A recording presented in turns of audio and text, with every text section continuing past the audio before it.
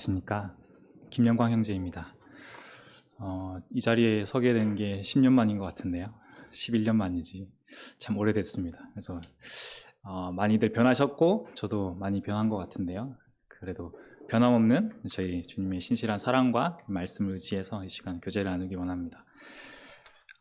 간증이라고 말씀해 주셨는데 제가 오랫동안 떠나와 있었기 때문에 그동안의 어떤 근황을 얘기할까도 싶다가 짧은 시간 동안 많은 성도님들한테 유익이 될 수 있는 게 그럴 수 있기를 기도하는 마음이었는데요. 그래서 기도하다가 주님께서 깨달은 마음에 5마디를 나누는 것을 감동해 주셔서 저희 간증과 함께 말씀 중심으로 좀 교제를 나누려고 합니다. 앞서 이제 어윤 형제님께서 이스라엘과 팔레스타인의 전쟁에 대한 이야기를 해주셨는데요. 지금 4일째, 5일째인가요? 휴전 중이죠. 그래서 하나님께서 그 포로들을 놓아주셔서 참 감사드리고 또 계속해서 이 휴전이 이어지면서 그 안에서 많은 복음의 열매들이 맺힐 수 있기를 기대하고 또 기도합니다. 저도 실제로 여기에 없는 동안 이스라엘과 팔레스타인 선교를 많이 다녔었거든요. 저희는 이제 선교하는 방식이 배낭 메고 주님께 기도하면서 떠올려 주시는 인도하심 따라서 그 팔레스타인 지역의 현지인들 집에 머무르면서 복음을 전하고 또 이스라엘의 현지인들 집에 거하면서 복음을 전하고 이런 식으로 복음을 전했었습니다. 네. 거할 수 있다는 자체가 되게 놀라운 기적이기도 한데요. 거기에는 이제 이스라엘이나 팔레스타인이나 다녀보면 팔레스타인 사람들이 오히려 순수하고 하나님에 대한 경외함이 있다는 것을 알 수 있습니다. 이스라엘 사람들은 되게 완고해요. 완고하고 3분의 1은 그러니까 릴리저스 피플이고 또 3분의 1은 하프 릴리저스고 또 3분의 1은 논 릴리저스입니다. 심지어는 아시다시피 텔아비브에서 그 가장 큰 동성애 집회가 매년 열리고 합니다. 그만큼 완악한 도시라고 말할 수 있고 실제로도 어떤 이방인들에 대한 태도 자체가 되게 닫혀 있어요. 반대로 팔레스타인 지역 고장들에 이제 다녀보면 그 고장 사람들은 되게 문명으로부터 멀리 떨어져 있어서 그런지 모르겠는데 또는 많은 억압과 압박 속에 있기 때문인지는 모르겠는데요. 이방인들에 대한 그 환영이 크고 그 사람들을 섬기려고 하는 마음들이 있는 걸 보게 됩니다. 그걸 통해서 이제 저희가 복음을 증거할 수 있게 되죠. 물론 이제 무슬림이기 때문에 대부분 무슬림이기 때문에 하나님에 대한 증거가 매우 어렵습니다. 오해가 많고 이제 마호메트나 모하메드가 둘 다 모를 수 있겠지만 어쨌든 그 거짓 선지자에 가려져서 여전히 복음을 받아들이기 힘들어하는 모습들을 보는데요. 그럼에도 불구하고 그들에게 복음을 증거할 때 그리스도에 대한 엄청난 호기심을 가지고 있습니다. 왜냐하면 성경에도 그리스도가 그 성령으로 잉태했다라는 말들이 나오거든요, 꾸란에. 그리고 마지막에 올 재림하실 예수님에 대해서 얘기해주고 있어요, 꾸란이. 그래서 그 사람들한테 그 부분들을 이야기하면서 복음을 증거할 수 있게 됩니다. 그리고 제가 복음을 증거하면서 오히려 복음을 더 많이 깨닫게 되는데요. 그 마호메트는 승천했다고 하잖아요. 승천했다고 해서 지금도 이제 그 사우디아라비아 이제 재단에다가 그걸 기리는 어떤 의식을 치르는데요. 근데 예수님은 십자가에 돌아가셨잖아요. 근데 그것이 어떤 의미가 있냐면 예수님은 우리에게 따라올 길을 마련해 주셨고 마호메트도 자기 사람들한테 따라올 길을 마련했는데 저희는 죽어서 반드시 죽잖아요. 그리고 무슬림들도 죽고 다 죽는데 예수님은 그 죽음에서 우리를 구하셨고 다시 부활하는 소망을 주셨다면 마호메트는 아무도 갈 수 없는 그 승천의 길을 갔다고 이제 얘기를 하면서 우리는 갈 수 없는 길을 하나님께서는 우리에게 갈 수 없는 길을 복음의 길로, 구원의 길로 제시하신 게 아니라 본인이 먼저 그 구원의 길을, 십자가의 길을 가심으로써 죽음을 이기신, 그래서 우리에게 죽음을 이긴 승리를 주셨다는 것을 이제 전하게 됩니다. 그래서 그 이스라엘에게 많은 저희가 관심을 가지는 것처럼 무슬림들에게도 저희도 많은 관심이 필요해 보여요. 그런 하나님에 대한 경외감을 가지고 있는 유일한 문화권이라 생각이 들어요. 지금은 많은 이제 문화적 영향으로 무슬림들도 많은 무신론 또는 어떤 신에 대한 거부감 쪽으로 가는 사람들도 많이 있긴 하지만 여전히 신을 경외하고 신을 따라 살려고 하는 마음들이, 가난한 마음을 가진 사람들이 많이 있습니다. 네, 그래서 마지막 날에는 주님께서 이스라엘을 다 아까 전에 말씀하신 것처럼 회복하시고 구원하시겠지만 그것을 저는 오히려 팔레스타인이나 어떤 아랍 민족들을 통해서 하시리라 생각됩니다. 그들을 구원하심으로써 시기 나게 해서 이스라엘이 돌아오지 않을까 생각이 듭니다. 그래서 일단 사실 오늘 교제하고 싶었던 말씀은 데살로니가전서 5장 15절 말씀이었는데요. 주제는 이제 선, 기쁨, 기도, 감사라는 제목으로 말씀을 좀 나누고 싶습니다.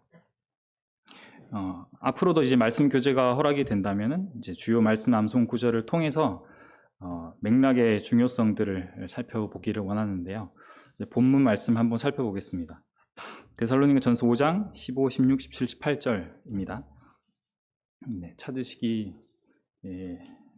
힘드신 분들은 들어주시면 되겠습니다. 삼가 누구에게든지 악으로 악을 갚지 말게 하고 서로 대하든지 모든 사람을 대하든지 항상 선을 따르라. 항상 기뻐하라. 쉬지 말고 기도하라. 범사에 감사하라. 이것이 그리스도 예수 안에서 너희를 향하신 하나님의 뜻이니라. 네, 이 말씀 워낙 유명하죠. 그래서 많은 묵상을 이미 많이 해보셨으리라 생각이 됩니다. 네, 다시 한번 곱씹어 보면서 삶의 기쁨과 기도와 감사가 풍성히 열매 맺게 되기를 빕니다. 네, 이제 맥락을 살피고자 하니 이제 배경을 안 살피고 갈 수가 없겠는데요. 이제 먼저 데살로니가 전서의 배경이 되는 데살로니가를 좀 살펴보도록 하겠습니다. 제가 물론 거의 다 아시겠지만은 혹시 모르는 분들도 계시니까 한번 말씀 나눠보겠습니다. 이제 데살로니가는 지금 당시 이제 마케도니아의 제2 수도였고 로마의 속주가 된 후에도 이제 행정의 중심이 되는 도시였죠. 지금은 이제 그리스에 해당하고요. 그래서 사도행전 16장 10절에 바울이 이 환상을 본 후에 우리가 곧 마게도냐로 떠나기를 힘쓰니 이는 하나님이 저 사람들에게 복음을 전하라고 우리를 부르신 줄로 인정함이라. 그런 말씀에서 본 것처럼 이제 바울이 성령의 인도를 받고 강권적으로 아시아를 떠나 유럽으로까지 선교 영역을 넓히게 된 2차 전도 여행 당시에 이제 데살로니가 이제 컸기 때문에 유대인의 회당도 있었고 거기서 이제 말씀을 전하게 되었죠. 그래서 거기에서 이제 말씀을 전할 때 많은 경건한 헬라인의 큰 무리와 적지 않은 기부인도 권함을 받고 바울과 실라를 쫓으나 한 것처럼 그렇게 해서 교회가 이제 형성되게 되었습니다. 거기서 이제 새 안식일 정도, 그러니까 4주, 한 달 정도 되는 기간을 말씀을 전했는데 이제 여러 제자들이 일어났었죠. 네, 그래서 그렇게 이제 세워졌던 인물들 중에는 대표적으로 이제 아리스타고, 그리스어로 하면은 헬라어로 하면 아리스타코스, 네, 에레스토텔레스 이런 느낌이랑 비슷하죠. 그리스어 헬라어를 쓰는 이제 본토 사람이라 생각이 듭니다. 네, 그래서 이제 아리스타고는 여러분들이 말씀에서 이제 보실 수 있겠지만 그 바울이 골로새서, 에베소서, 그 빌레몬서 쓸 당시에 감옥에 함께 다 갇혀있던, 마가와 함께 갇혀있던 제자 중에 한 명입니다. 참 독특한 게 마가는 완전 이제 히브리인이고 아리스타코는 완전 이제 헬라인인데 함께 동역을 했다는 사실이 되게 새로운 시각을 주는 것 같습니다. 네, 아무튼 다시 데살로니가 전서를 쓴 이제 배경으로 다시 돌아와서요. 이제 데살로니가 전서를 쓴 건 이제 말씀에서 찾아볼 수 있죠. 그래서 2차 선교 여행 중에 갑자기 떠나오게 된 데살로니가 소식을 알고자 아테네에서 디모데를 보냈고 2차 선교 여행의 종착지인 고린도에서 디모데를 만나 그들의 소식을 듣고 전달한 서신임을 저희가 이제 알 수 있습니다. 이제 전체적으로는 그들의 믿음을 칭찬하고 재림 때에 대한 분별로 혼란을 겪고 있는 부분을 교정해주고 임박한 재림을 기다리는 성도의 삶이 어떠해야 하는가 전하기 위한 서신이었습니다. 이제 그 중에 이제 직접적인 권면에 해당하는 성경 구절이 14절부터 5장 14절부터 22절인데요. 이 권면 중에 이제 오늘의 제가 전하고자 하는 본문이 있습니다. 네, 그래서 바울은 이 권면에서 항상 범사에 누구에게든 쉬지 말고 이런 등의 이제 무조건적이고 일반적인 하나님의 뜻을 권면을 전하고 있는데요. 임박한 재림의 때에 하나님의 뜻이 무엇인지 혼란스러운 성도들에게 하나님의 뜻을 확실하게 전하기 위해서였다고 이제 생각이 듭니다. 이제 그러한 말씀들을 구체적으로 살펴보면 기쁨, 기도, 감사 외에도 주목해야 할 하나님의 뜻을 발견하게 됩니다. 14절에 5장 14절이죠. 모든 사람에게 오래 참으라. 15절 전반에 누구에게든지 악을 악으로 갚지 말게 하고 15절 후반에 서로 대하든지 모든 사람을 대하든지 항상 선을 따르라. 그리고 21절에 범사에 헤아려 좋은 것을 취하고 악은 어떤 모양이라도 버리라. 이렇게 말씀하고 있습니다. 이제 그 중에 저는 이제 항상 기뻐하라. 바로 윗구절에 있는 항상 선을 따르라. 이 부분에 좀 주목을 하게 돼요. 이제 암송의 편의를 위해서였을 수도 있고 이제 장절 구분이 힘들어서일지도 모르겠지만 가까이 붙어 있는 말씀에도 불구하고 이제 항상 선을 따르라는 구절은 소외되고 있는 것 같습니다. 이제 악을 버리고 선을 따르라는 이제 비슷한 구조의 말씀이 아랫부분에도 아까 읽었던 것처럼 나오고 있죠. 범사에 헤아려 좋은 것을 취하고 악은 어떤 모양이라도 버리라. 네. 여기서 이제 좋은 것은 위에 나오는 14절에 15절에 나오는 선과 이제 비슷한 어원의 뜻입니다. 예. 그래서 살펴보면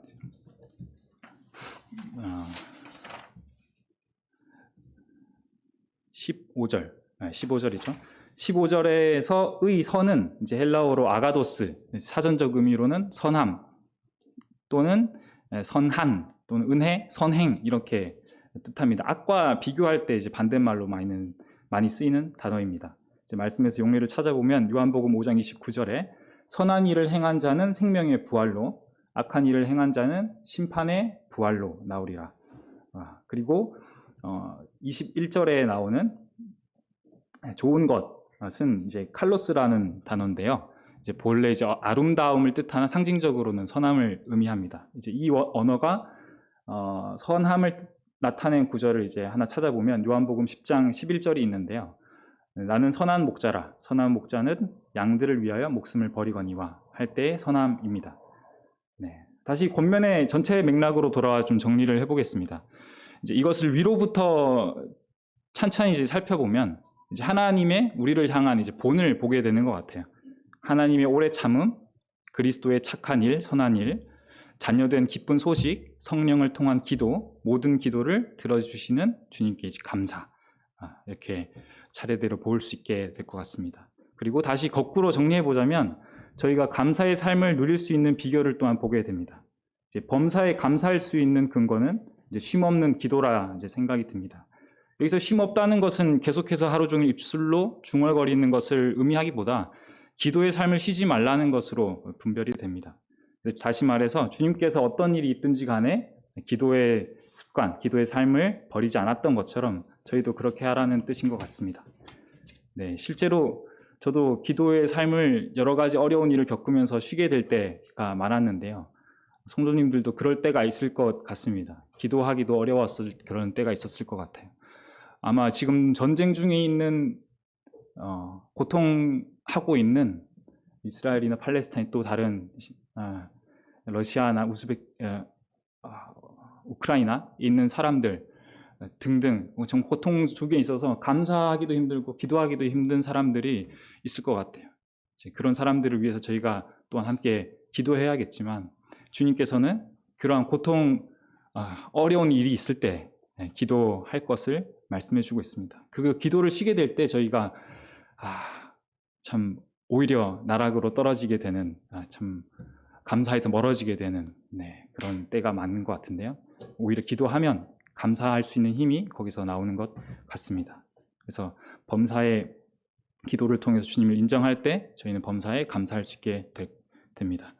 그리고 쉼없는 기도의 동력은 항상 기뻐함이라고 생각이 듭니다. 자녀된 기쁨, 새 생명을 얻은 기쁨이라고 할 수 있겠죠. 그 기쁨이 없으면 기도가 참 힘든 것 같습니다. 그렇기 때문에 고통 중에 있을 때 기도하기가 힘든 거죠. 그리고 재미있는 일들이 세상에 너무 많아서 하나님이 기쁘심이 되지 않으면 여전히 동일하게 또 기도가 되지 않는 것 같습니다. 기도를 잊어버리고 살게 되는 것 같아요. 그래서 그 하나님으로 말미암은 기쁨을 회복하는 것이 기도의 열쇠라 생각이 듭니다.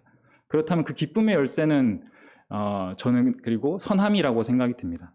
이제 악을 버리고 선을 따를 때, 선을 택할 때 우리는 우리를 위해 예비된 하늘의 기쁨을 맛보게 됩니다. 이제 같은 맥락의 말씀으로 로마서 12장 17절에서 21절을 살펴보면 그것을 확실히 알 수 있는데요. 제가 읽어드리겠습니다. 아무에게도 악을 악으로 갚지 말고 모든 사람 앞에서 선한 일을 도모하라. 그리고 21절에 악에게 지지 말고 선으로 악을 이기라. 네, 보시다시피 선함에는 또는 선행에는 승리가 있습니다. 이 승리는 자연스럽게 우리를 기쁨으로 안내할 수 있죠. 이 기쁨은 이제 자의적 기쁨이나 어떤 관념적인 기쁨을 넘어서는 기쁨이라고 생각이 들어요. 네. 그리고 항상 선한 것을 따르기 위해서, 택하기 위해서는 이제 사랑의 시작인 오래 참음이 저에게 필요하다고 생각이 듭니다. 네. 이 오래 참음에 대해서 많은 묵상을 해보게 되는데, 오래 참음은 소망일 때도 있고, 믿음일 때도 있고, 사랑일 때도 있는 것 같습니다. 고린도전서 13장에 보면 오래 참음이 사랑의 시작으로 이제 나오고 있죠. 네, 아무튼 정리를 하자면 오래 참음은 멀리 있어서 외우기 어렵다고 해도 바라기는 암송하실 때 항상 선을 따르라는 말씀을 붙여서 암송할 수 있다면 저희가 더욱 풍성한 이해를 가지고 그 말씀을 기도할 때든지 외울 때든지 묵상할 수 있을 것이라 생각이 듭니다. 그러니까 우리가 이제 행위로 구원받을 수 없다는 것을 알기 때문에 그것을 도리어 이제 선행을 터부시하는 그런 함정에 빠지지 않도록 좀 조심을 해야겠습니다. 네, 그리고 이제 마지막으로 에베소서 2장 10절을 읽고 마무리하고 싶은데요. 이제 우리는 그가 만드신 바라 그리스도 예수 안에서 선한 일을 위하여 지으심을 받은 자니 이 일은 하나님이 전에 예비하사 우리로 그 가운데서 행하게 하려 하심이라. 네, 여기서 보다시피 선함은 하나님께서 우리를 부르신 목적입니다. 이 선함이 구체적으로 무엇인지 각 성도님들 마음속에 하나님께서 비춰주시기를 바라고요. 이제 이후에 기회 되는 대로 서로 간에 좀 교제를 나눌 수 있었으면 좋겠습니다. 근데 제가 간증이라고 하니까 생각나는 선함들이 종종 있습니다. 그래서 제가 선을 했다기보다는 하나님의 선하심을 선교를 하는 여정 가운데 많이 경험을 하게 됩니다. 그 선함이 실제로 제가 살아가는데 되게 엄청난 큰 힘이 되었어요. 제가 알지도 못하는 곳들에 가서 복음을 증거하기 위해서 사람들을 만나고 할 때 하나님께서는 정말 놀라운 방식으로 저희에게 하나님의 선하심을 보여주십니다. 우리가 하나님의 선하심을 따라갈 때 하나님도 그 사랑을 온전히 나타내신다고 저는 생각이 들어요.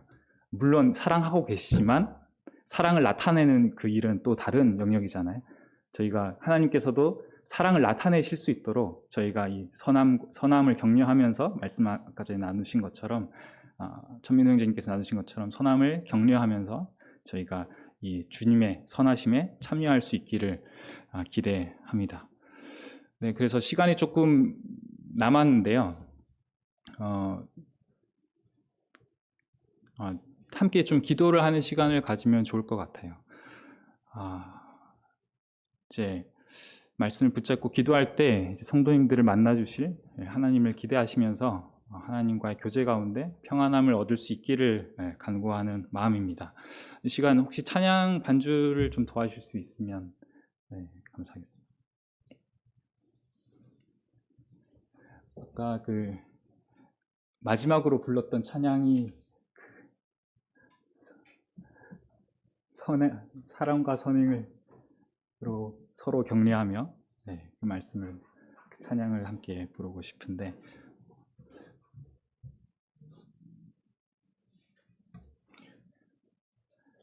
네, 그리고 또 저에 대해서 궁금하신 점도 많을 것 같아요. 10년이나 지나서. 그래서 혹시 기회가 된다면 또 자리에서 또 교제할 수 있으면 좋겠습니다. 저도 지금은 앉아서 생각을 해보기를 나는 교회에서 몸에 어떤 지체를 이루고 있을까 생각을 해보게 되더라고요. 이렇게나마 이제 성도님들과 함께 교제 나눌 수 있어서 참 감사하고 몸의 지체로서 함께 교제 나눌 수 있어서 정말 감사드립니다. 네, 함께 찬양하시겠습니다. 제 몇 장이죠? 경배와 찬양 434장 함께 찬양 드리면서 이후에 기도하겠습니다.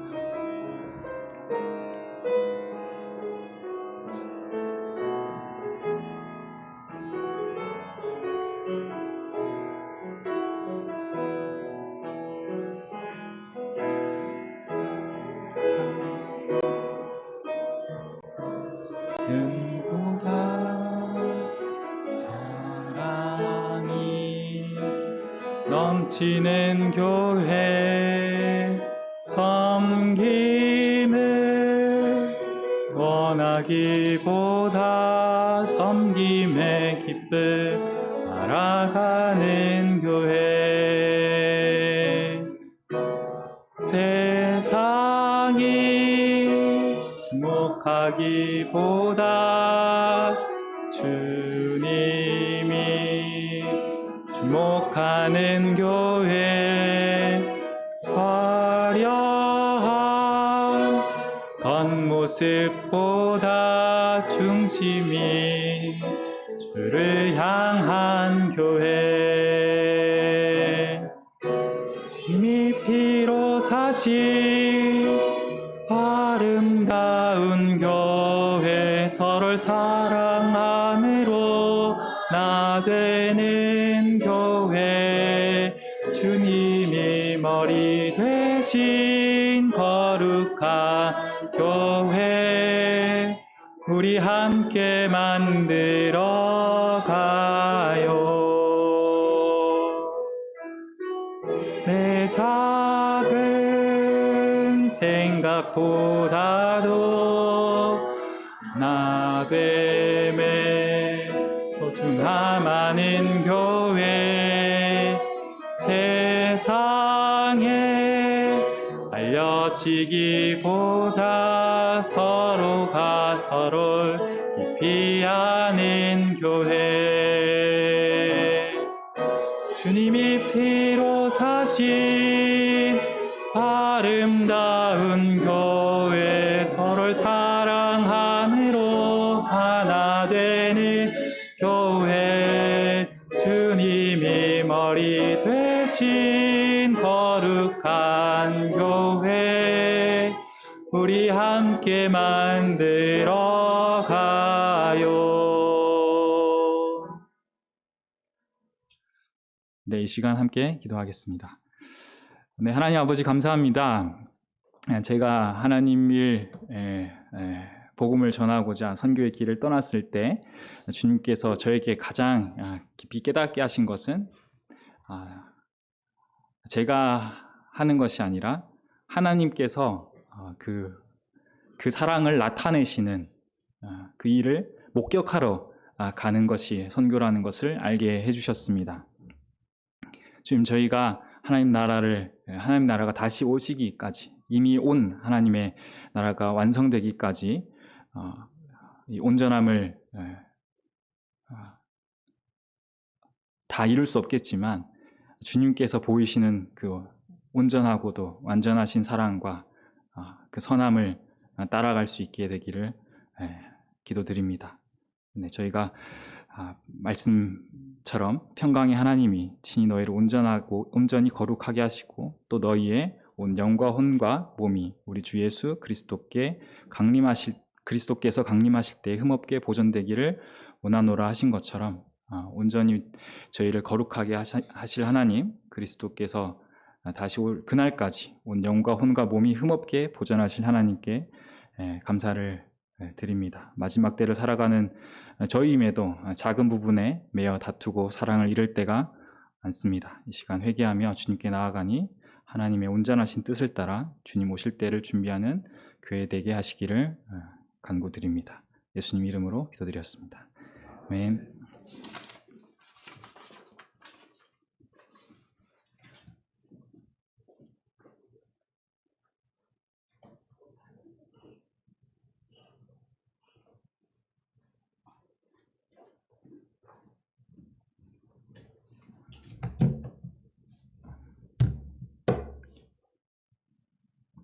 안녕하십니까. 네, 정수민 형제입니다. 예전에 섰을 때는 제가 어떻게 구원을 받았었는지 간증을 했던 걸로 기억을 하는데, 또 그 후로 저에게 있었던 일들에 대해서 감히 제 묵상을 좀 나누고자 합니다. 먼저 사도행전 23장 1절을 읽고 시작하겠습니다. 제가 대신 읽겠습니다. 바울이 공회를 주목하여 가로되, 여러분 형제들아, 오늘날까지 내가 범사의 양심을 따라 하나님을 섬겼노라 하거늘. 오늘 제가 나누고자 하는 묵상은 양심입니다. 제가 구원받은 이후로 이것에 대해서 깊게 생각해 본 적이 그렇게 많이 없었습니다. 죄와 이제 형벌에 대해서 자유로워진 후에 진짜 자유를 얻었다, 홀가분하다 라고 생각을 했는데 그게 아니었습니다. 하나님께서 제게 나타나신 후에 그것으로 끝난 것이 아니고 여전히 저에게 얽매는 것이 있었습니다. 여전히 하나님과 서먹하기도 했고요. 하나님을 등지고 반대로 달아난 적도 있었습니다. 그러면서 얻게 된 사실은, 깨달은 것은 여전히 나를 부르고 구속하는 것이 있다 였는데 저는 그것이 선한 양심이라는 것을 깨달았습니다. 바울도 공회에서 이렇게 선한 양심대로 하나님을 섬겼다고 증언을 했는데요. 또 로마서에서도 이렇게 바울은 말하고 있습니다. 로마서 9장 1절인데 대신 읽겠습니다. 내가 그리스도 안에서 참말을 하고 거짓말을 아니하노라. 나에게 큰 근심이 있는 것과 마음에 그치지 않는 고통이 있는 것을 내 양심이 성령 안에서 나와 더불어 증언하노니. 성령과 함께 강력한 증언자인 이 양심에 대해서 제가 너무 신경을 안 썼더라고요. 좋은 일이든 나쁜 일이든 이 양심이 언제나 저에게 꾸짖습니다. 정말 잘하고 있는 거 맞냐고, 그게 맞냐고. 그러면 이제 저는 할 말이 없어지죠. 그게 아니라는 것을. 늘 제가 하는 일들 중에 하나가 그건데, 제 상황에 하나님의 말씀을 끼워 넣습니다. 제 욕망을 더 우선시해서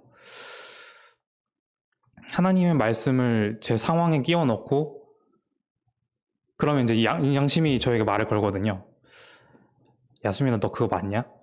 그거 아닌 거 너도 알지 않냐? 너가 하는 거는 너를 기준으로 맞추는 거지 하나님을 기준으로 맞추는 게 아니야. 그러면 또 제가 변명을 해요. 나도 알아. 그런데 하나님은 이거 이해하실 거야. 왜냐면 하나님은 나 사랑하시잖아. 이해해 주실 거야. 내가 얼마나 간절한지 하나님도 아시잖아. 라고 변명을 해요. 근데 양심이 제게 한 경고대로 그건 하나님의 기준이 아닌 제가 기준이기 때문에 그렇게 행동하면 꼭 나중에 탈이 생깁니다. 반드시 문제가 생기더라고요.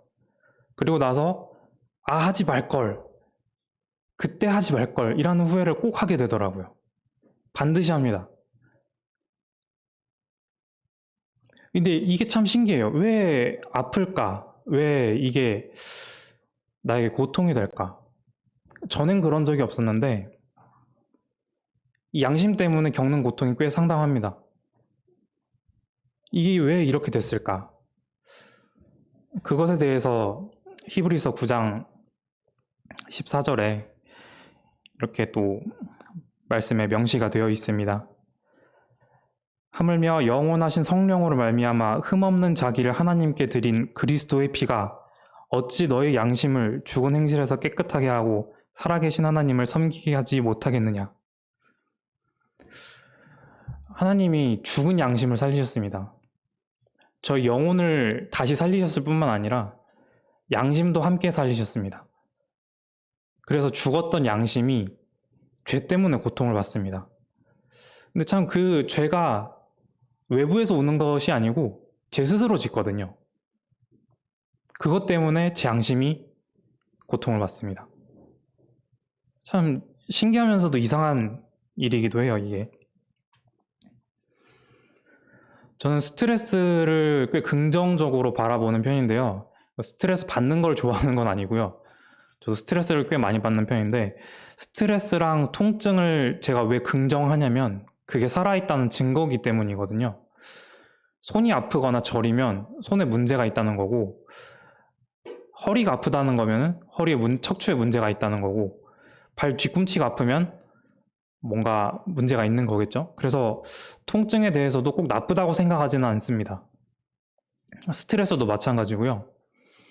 저도 이제 회사에서 업무적으로 받는 스트레스가 요즘 굉장히 심한데, 스트레스 자체를 무조건 나쁘다고 말하는 그런 시각도 있는데, 저는 그것보다는 스트레스도 살아있다는 증거이기 때문에 받아들이자라는 생각을 하고 있거든요. 아마 이 양심도 그런 것 같습니다. 양심이 주는 고통이 양심이 살아있다는 증거이기 때문에 제가 이 양심을 따르지 않고 하나님께서 깨끗하게 하신 양심을 가볍게 여기면 계속 고통을 당한다는 것을 깨달았습니다. 참 저는 성도님들이야말로 세상에 누구보다 고통을 많이 겪는 분들이라고 생각을 하는데요. 왜냐면은 이제 다들 아시겠지만 세상을 살면서 겪는 고통들이 많이 있지 않습니까? 그것들이 뭐 뉴스를 보든 우리가 일상을 살든 겪는 고통들이 있는데, 저도 그렇고, 왜냐하면 하나님이 깨끗하게 하셨기 때문에 거기에 뭔가 묻거나 우리가, 그리고 제가 거기에 반해서 무언가를 하게 된다면 계속해서 거기에 찔려서 하지 말아야 할 일들을 하고 해야 할 일들을 안 합니다. 그것 때문에 계속 마음에 걸려요. 자기 전에 생각이 나고, 또 자고 일어나서도 그렇게 하지 말았어야 된다는 후회를 꼭 남깁니다. 베드로 후서 2장 7절에서 8절에 또 이렇게 기록되어 있습니다. 무법한 자들의 음란한 행실로 말미암아 고통당하는 의로운 로드를 건지셨으니 이는 이 의인이 그들 중에 과여 날마다 그 불법한 행실을 보고 들으므로 그 의로운 심령이 상함이라. 저희가 매일 이렇게 예민하지 않으면, 이 양심을 놔버리면 편해질 수는 있는데 또 그게 잘 안 되는 것 같기도 해요. 양심을 내려놓고 싶고 이전에 하던 길로 돌아가고 싶고 누리던 쾌락을 따르고 싶고 다 내려놓고 싶은데 또 그게 안 됩니다. 그렇게 하려고 하면은 눈치가 보여요. 하나님 눈치가. 계속 힐끗거리게 되고 하나님과의 관계가 불편하고 서먹해집니다. 이것들이 계속 고통으로 남아있으니까 버리고 또 회개하고 나아옵니다. 나와서 주님, 제가 잘못했습니다. 제가 범죄하였습니다. 이렇게 회개하고 또 돌아오고 그런 일들을 많이 하게 됩니다.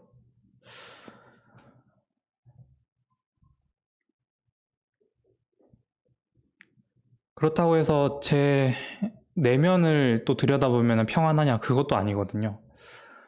참 언제나 제가 바라던 것들이나 또는 이루고 싶은 것들이나 갈망하던 것들이, 저지르고 싶은 범죄들이 정말 많은데 이전처럼 잘 안 되더라고요. 맛이 달라요.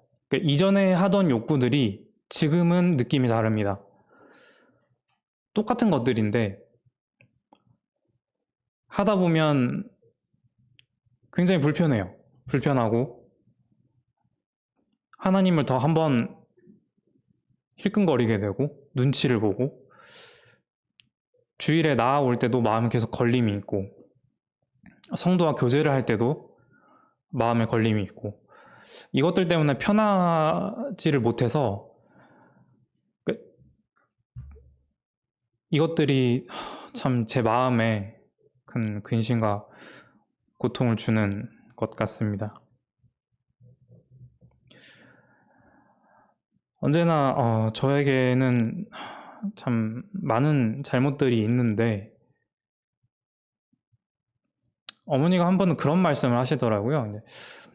하나님 안에 거하지 않으면, 하나님 말씀 따르지 않으면 힘들 때 불평이라도 할 수 있지, 아예 하나님 말씀 밖으로 나가면 하소연할 데도 없다. 그런 말씀을 하신 적이 있는데, 말씀 그대로인 것 같아요. 하나님의 말씀을 따르면, 아, 주님 저 힘듭니다. 이 말씀 따르기가 너무 버겁습니다. 하소연할 수 있어요. 하소연할 수 있고, 기도할 수 있고, 불평할 수 있고, 불평이 항상 좋다는 건 아니지만, 주님 앞에 인간적으로 저는 이게 참 안 됩니다. 힘듭니다. 버겁습니다. 그런 솔직한 심정들을 내려놓을 수 있는데, 제가 제 욕망을 따라서 제 하고 싶은 대로 하려고 하나님 밖으로 나가면 하소연도 못해요. 내가 언제 그렇게 하라고 시켰냐라고 하실 거잖아요. 그렇게 하시잖아요. 그게 정말 내 뜻대로 행한 거냐라고 하시잖아요. 그럼 참 고개를 못 들고 잘못했습니다, 회개합니다, 이렇게 또 고개를 떨구고는 하는데요. 힘들더라도 주님 안에서 붙어 있는 것이 제 욕망과 바라는 것을 쫓아서 나가는 것보다 힘들더라도 여기 붙어 있는 것이, 가지가 나무에 붙어 있는 것이 참 얼마나 큰 위로와 위안과 양분이 되는지를 오랜 시간 배워온 것 같습니다. 주님이 이제 제게 나타나시고 말씀을 건네신 그때부터 양심이라는 것이 늘 저에게 말을 합니다. 때로는 격려하고요, 때로는 꾸짖고요, 어떤 날은 힘을 주거나 어떤 날은 강하게 저를 촉구하거나 분노하기도 합니다. 어떤 사람들은 이런 양심에 대해서 그건 네가 교육을 그냥 잘 받은 거다, 너가 도덕심이 좋아서 너가 그냥 교육을 잘 받아서 순종을 잘해서 그런 거다. 어떤 사람은 이게 심리학에서 말하는 초자아다, 슈퍼에고다 라고 말하기도 하는데, 그런 것 같지는 않습니다. 제 속에는 여전히 그때와 똑같은 죄들이 있고 여전히 똑같은 갈망들이 있거든요. 날마다 너무 격렬하게 싸웁니다, 이것들이. 그런데 시간이 가면 갈수록 양심이 더욱더 강해집니다. 그렇게 하지 말아야 될 것들에 대해서 거세게 저를 질책합니다. 그렇게 하지 말라고, 그건 옳지 않다고, 그렇게 행하지 말라고 계속해서 말을 합니다. 그렇다고 죄가 죽은 것도 아닙니다. 참 이게 너무나도 아이러니하고 큰 괴로움입니다. 이 욕망이 죽지도 않고 계속 살아서 제 안에서 이렇게 펄펄 날뛰는데, 그만큼 양심이 싸워요. 그렇게 하지 말라고, 하나님이 원하시는 게 뭔지를 먼저 행하라고. 이렇게 싸우고 나다 보면은 이게 단순한 뭐 교육의 결과라든지, 뭐 심리학에서 말하는 초자라든지 도덕심이라든지 이런 게 아니라는 것들을 알게 됩니다. 이 알량한 도덕심이라는 게 얼마나 쉽게 무너지는지 제가 참 많이 경험을 했는데, 도덕으로는 해결이 안 되더라고요. 이 도덕심이라는 것도 이익 앞에서는, 욕구 앞에서는 너무나도 쉽게 무너지고, 제가 잡고 싶은 게 있으면 어떤 핑계와 변명을 만들어서라도 그것을 버리게 합니다. 제가 얻고 싶은 게 있으면 그 어떤 제일 가는 도덕률이라도 아무런 소용이 없더라고요. 그런데 그걸 말리는 존재가 양심입니다. 양심이었습니다.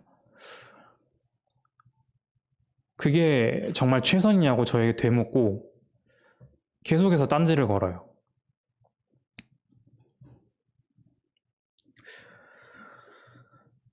제가 구원을 받고 나서도 참 오랫동안 하나님 앞에서 불평불만을 계속하고 한 번은 도무지 감사할 게 없다고 한번 소리를 빽 지른 적이 있거든요.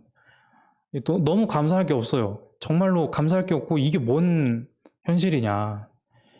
도대체 내 현실에서 감사할 게 뭐냐라고 말씀을 한 적이 있는데 그로부터 반년 뒤에 하나님이 제 입에서 하나님이 계신 것으로도 감사하다는 말이 나오게 하시더라고요.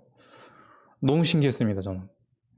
너무 신기한 경험이었고 돌이켜보니까 제 인생에서 받지 않은 것이 없었습니다. 그냥 다 잃어버릴 수도 있는 거고 건강도 생명도 직장이나 그 어떤 은혜들도 다 잃어버리고 혹은 거두어 가실 수 있음에도 그저 두시더라고요. 그저 두시고 계속 말씀을 걸어주셨습니다. 너를 사랑하기 때문에 내 뜻은 네가 내게 감사하는 것이다 라고 하셨고 저도 그때 너무 참 신기해서 감사를 연속해서 드렸거든요. 제 입에서 도대체 불평불만만 나오던 제가 하나님이 계신 것만으로도 감사하다, 다가와 주심에 감사하다라는 그런 간증이 나오게 하시고 그런 말을 제 입으로 하기까지 33년을 기다리시고 또 제가 도저히 스스로는 하려고 했는데 안 되었거든요, 감사가. 그런데 그걸 깨닫게 하시더라고요. 못하던 거, 제가 스스로 못하던 거를 하나님이 불가능한 걸 바꿔 가시는 것을 또 지난 2년간 깨달았습니다. 죽었던 양심이 살아났으면은 또 죽인 존재가 있을 거잖아요. 또 우리 대적자 마귀가 아마 그렇게 화를 내고 있을지도 모르겠습니다. 어떻게 마취시켜놨는데, 어떻게 죽여놨는데 그 양심이 다시 살아나서 저와 혹은 또 성도님들의 마음에 걸림이나 또 어떠한 행동의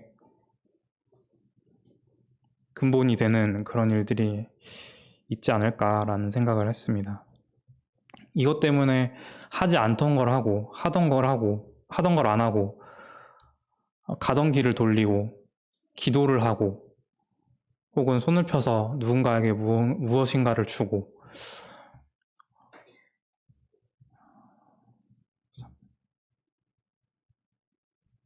이것들 때문에 참 많은 고통이 있고 눈물이 있고 제 한계를 절감하고 율법뿐 아니라 양심 때문에 저는 제 한계를 깨닫기도 하는 것 같습니다. 제가 해보려고 해도 안 돼요. 제가 이루고자 하는 것들, 제 스스로의 의, 이런 것들을 만들어 보려고 해도 안 됩니다. 안 되는데 하나님이 그걸 하게 하세요. 시키시는 것 같아요. 시키시는 게 맞는 것 같습니다. 할 수 없는데 도저히 할 수가 없거든요. 제가 이거를 어떻게 해요? 라고 하는데 안 하면 괴롭기도 하고 할 때의 기쁨이 있어요. 또 그런 것들 때문에 움직입니다. 안 하던 기도를 하고 누군가를 위해서 중보 기도를 하거나 한 번 더 챙긴다거나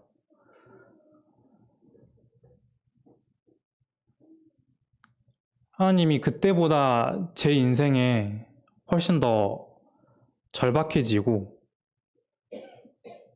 더 필요해지는 것들을 날마다 느끼는 것 같습니다. 늘 자유롭기만 할 줄 알았는데 그게 아니라 성령님이 함께 하시고 양심이 이게 올바른 길이다라고 할 때 그때야 비로소 즐거움과 평안함이 있는 것들을 또 깨달았습니다. 제가 좀 햄스터를 많이 좋아하는데 그 영상을 보니까 햄스터를 진료할 때 마취를 시키더라고요. 그래서 햄스터를 마취할 때 그 볼 주머니에 양 볼에 빵빵하게 뭔가를 막 물고 있어요. 막 벌레도 물고 있고 쌀알도 물고 있고 뭐 해바라기씨나 뭐 콩 같은 것도 막 넣고 있어서 볼이 빵빵해요. 안 놔요. 그래서 수의사가 마취시키면 이대로 마취를 시키면 햄스터가 질식해서 죽을 수도 있으니까 그걸 꺼내려고 하거든요. 근데 햄스터는 그걸 놓기 싫어서 바둥바둥 거립니다. 이거 안 내놓겠다고. 안 내놓으려고 엄청 버둥거리는데 수의사는 소중하게 햄스터를 안아들고 면봉으로 조심스럽게 양볼에 있는 걸 다 꺼냅니다. 그러면 햄스터 표정이 되게 억울해하는 표정이에요. 되게 내가 이걸 어떻게 애써서 모았는데 이걸 다 뺏어가냐라는 표정을 짓고 있거든요. 망연자실한 표정으로. 그러고 나서야 수의사가 마취라고 햄스터 진료를 하더라고요. 그거 보면서 제가 인정하지 않던, 꺼내고 싶지 않던 욕망들도 하나님께서 저를 다루시면서 하나씩 하나씩 꺼내게 하시는 것 같습니다. 제가 되지 않던 그런 기도도 하게 하시고, 제가 이거는 도저히 포기를 못 하겠어요. 이것만큼은 기도 못 하겠어요 하는 것들도 절박하게 만들면서 하게 하시더라고요. 참 하나님이 저희를 다루실 때 햄스터보다는 소중하게 다루시겠지만 참 그런 모습들을 보면서 저 모습이 제 모습이 아닐까 라는 모습을, 그런 생각을 하게 됐습니다. 또 짧은 묵상이지만 또 말씀 한 구절 봉독하고 마치겠습니다. 나를 훈계하신 여호와를 송축할지라 밤마다 내 양심이 나를 교훈하도다. 시편 16편 7절이었습니다.